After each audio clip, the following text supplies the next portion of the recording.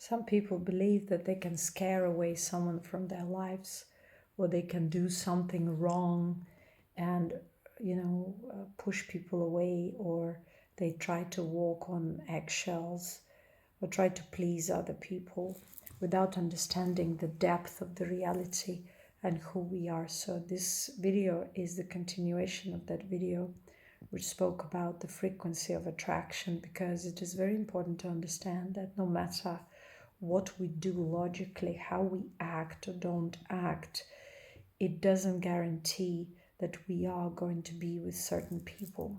First of all, we have to question what attracts us to certain type of people. Is it the attraction of a trauma, or is it the attraction of our authentic self? Because if we do not identify that clearly, it means we do not have a spiritual perspective on who we are. We do not know ourselves. When we don't know ourselves, we tend to be pushed from within by our undercurrents, which means the currents of our limited self. And the limited self means that self which is authentic but which is limited into a certain context, and that context prevails. So not the authentic expression of self, which is the higher frequency, unconditional selfless being, content being, love prevails, but the limitation into which we were, into which we grew up. And so we, in relationships and in terms of connecting to other people, to the reality in general, we usually connect through these undercurrents. So in other words, we trauma bond with the reality rather than we experience the reality in a direct way, where the reality is the direct emanation of ourself, where our authentic selves, where we do not resist the reality, condition the reality, or judge the reality. So that's the direct experience of the authentic self through the projected reality. Most of the time we do not have such experience, and so we experience resistance towards the reality. We experience this resistance, and we kind of also project or transfer this resistance into our relationships with people. So it is not that we have to fight with the people, or we have to contradict, or that difference of opinion matters, but it is the desire to express that suppressed energy that matters. So if you look at the relationships in general, it's not even about what you say, it's the energy which is behind that what you say. So in other words, it is a transmission. So in this day and age, when we are, so to speak, awakening, first of all, we are not quite awakening to the reality, but we are awakening to the reality of our limited selves, and also to the reality that of frequencies and vibrations. So we understand ourselves a little bit deeper than before. We start understanding that we are not just physical lumps or the lumps of matter, but we are also frequency and vibration. So awakening is, in other words, is the realization of one subtle being, and that subtle being is nothing else but the frequency.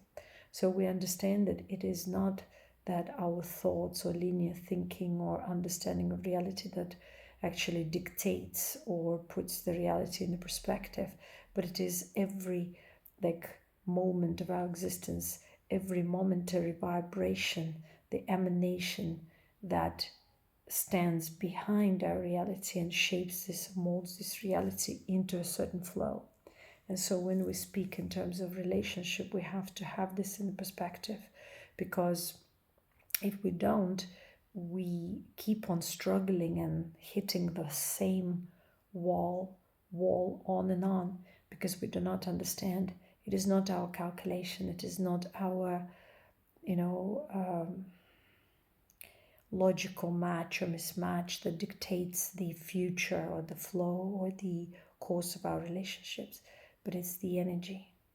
It's the energy, it's the frequency of our being that if changed or shifted, either, creates a doomsday for the certain relationships, or revives other type of relationships, or attracts something new. Because most of the time we it's not that we actually attract anything, we actually project rather than attract. And even though when it looks like something gets attracted to us from the outside, in a way it has already been within us. It's already been identified as something real within the space of our consciousness energetically. So it just took time to manifest it in a form of someone. And so every element within our projected reality, including all the living beings, is a part of our collective existence. And so through this reflection, through interaction with this reflection of these elements within ourselves, sort of within the projected reality, we learn to understand ourselves better. And so if we do not have that in the perspective, we will never understand why our actions or inactions bring us relationships or ruin them. And yes, people observe certain psychology behind, certain behavior, patterns of behavior that supposedly bring relationships or ruin them. But if these tactics are brought into life artificially means you manipulate, your behavior is there, but the energy is not there. The energy that actually attracts or repels is not there. There'll be no effect. You may act, let's say, indifferent towards someone, but if you're truly interested in them, that energy of interest will be emanating through the indifference, and it'll cause confusion in you and another. So there are lots of people who give advice of, offer different manipulative tactics, certain patterns of behavior with the purpose of attracting someone in your life. To attract someone is possible and is quite easy, because even if you're tense for most of the time in your life, but one day you just feel very relaxed and you are just naturally yourself. Again, this frequency of being authentic self is very important. So yes, at that moment, all of a sudden someone noticed that carefree, sort of happy-go-lucky attitude and got attracted.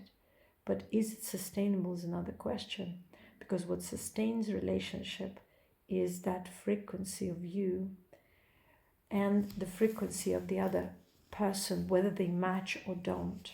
So when people start expressing themselves naturally in a relationship or reveal their true self and observe that their true self and your true self mismatch, clashes in such a way where you energetically repel each other, there's no point in manipulating or trying to keep this together, because you focus on mismatch. You don't focus on trying to connect with each other through that authentic self. Authentic self is that self that trusts unconditionally, that allows itself to be vulnerable with the other. Without that deep trust and vulnerability, there is no true intimacy, and people do not understand, for most part, that what true intimacy is. So they're looking for some sexually exciting experiences when they do not understand the true intimacy. And true intimacy does not have to be even that deeply sexual, if you will, but it has to be through the frequency of the soul. The actual intimacy arises when the heart of the two beings are open and connected. It means the souls are connected. It means these beings are connected through a higher frequency, which is the frequency of love. only that frequency, which is the natural expression of the creative being, arises the natural sexual attraction of a higher order. These kind of bonds are indestructible because they are connected through the higher authentic self.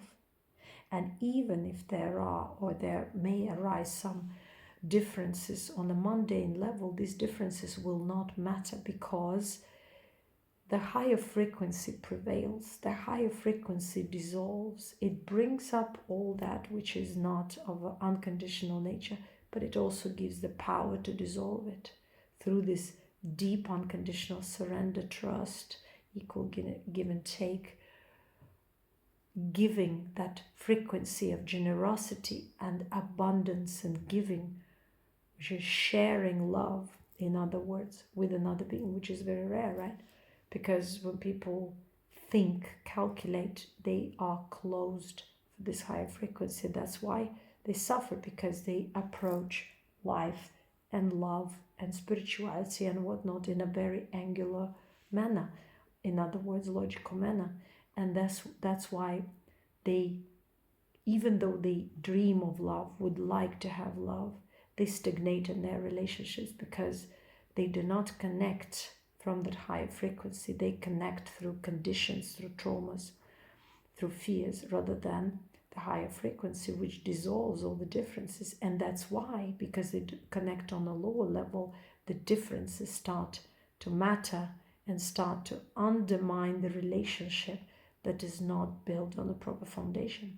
And the proper foundation is that higher frequency, which most of the people are not connected or aligned with within themselves, and thus obviously they cannot recognize it in others or connect through it to others. And so that's why most of the relationships after the romantic phase, after that courtship or the honeymoon phase, so-called, lose attraction, or their attraction lowers, is because the attraction was not through the true connection within themselves and through that higher frequency of love, but was based on something conditional, comfort, suitability of a conditional nature, which eventually wanes away. And so attraction, also the level of attraction changes, because when you're connected within yourself to that higher frequency, it means you're connected to that creative being. Creative being, in other words, is that abundant sexual energy which never, wanes away.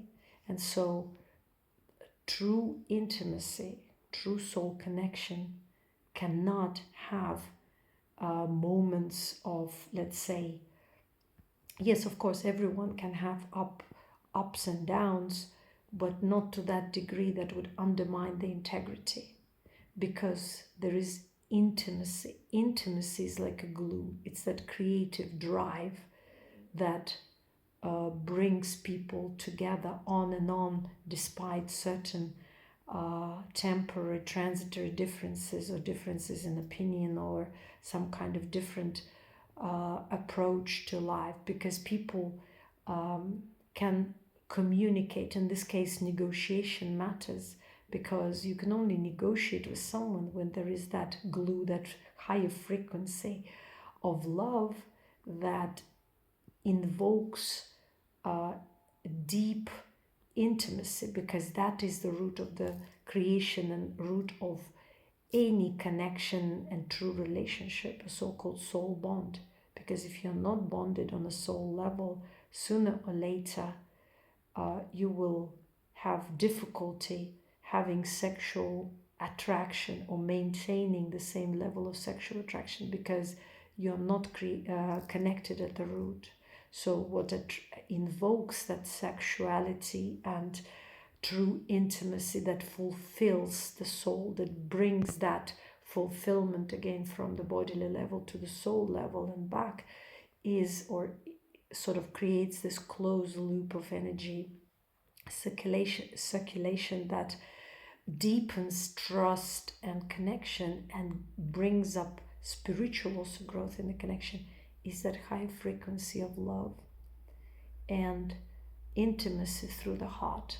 When there is only sexual intimacy without the soul and heart connection, such intimacy usually withers with time and invokes curiosity outside the union. And so the deeper we are connected and aligned within ourselves, the deeper we can understand it. For the majority of people, what I'm saying might be even irrelevant because they're simply not aligned within. And when people are self-centered in a kind of egotistical, narcissistic way, they refuse authenticity. They refuse being vulnerable. That's where the tendency to control relationships sprouts out. And so most of the people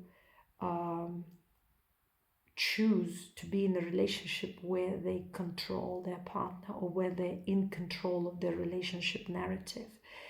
In this case, this is not a relationship, it's just a facade where sooner or later one of the partners will grow out of this relationship for the fact that this relationship is not nurturing the soul because it's based on some kind of a material give and take or exchange where the soul is not involved. And as we know, our soul will always look for that unity, connection. And that's why many people in unhappy relationships resort to religion, spirituality, any forms of escapism, even alcoholism and drug addiction, is because their soul is not fulfilled. But yet they feel bound, they feel attached, they feel controlled by their partners or situations or circumstances, and yet they brought themselves into those circumstances because of not being connected within themselves, not recognizing the red flags, given in to the controlling patterns and paradigms of their partners or even of themselves.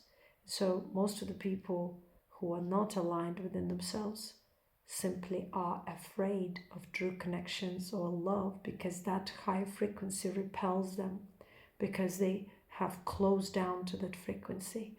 They're not willing to be vulnerable and face their traumas and face their fears and surrender into the natural flow of their higher being.